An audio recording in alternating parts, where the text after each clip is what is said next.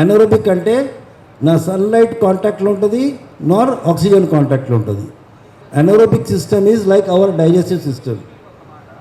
గేదె ఏదైతే ఉంటుందో దాని డైజెస్టివ్ సిస్టమ్ ఎట్లా ఉంటుంది, అది anaerobic. Without the contact of sunlight and oxygen it gets digested through bacteria. That is anaerobic. So ఆ అనరోబిక్ సిస్టమ్ పెట్టాను నేను. ఏరోబిక్ సిస్టమ్ కూడా ఇప్పుడు నేను ఏర్పాటు చేస్తున్నాను. ఈ డ్రమ్లలో ఏదైతే తయారు చేస్తున్నారో అది చాలా కంబర్సమ్ ప్రాజెక్ట్, డ్రమ్లో తయారు చేసేది. ఎందుకంటే రోజు 2-3 సార్లు కలపాలి, దాన్ని పేడల్లో పొయ్యాలి, మళ్ళా తీయాలి, ఉడబోయాలి. ఇవన్నీ చాలా శ్రమతో కూడిన పని. దానికి నేను ఏం చేస్తున్నా అంటే, మా దగ్గర ఒక అబాండెంట్ ఎఫ్లూయెంట్ ట్రీట్మెంట్ ప్లాంట్ ఉంది. అబాండెంట్, అది నాట్ ఇన్ యూజ్.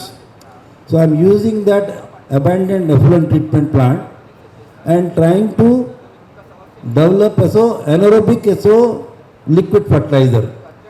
And అక్కడ ఒక ఫిల్టర్ ప్రెస్ పెట్టేస్తే అది ఫిల్టర్ అయిపోతుంది. డైరెక్ట్ మీరు డ్రిప్ ద్వారా ఎక్కియవచ్చు.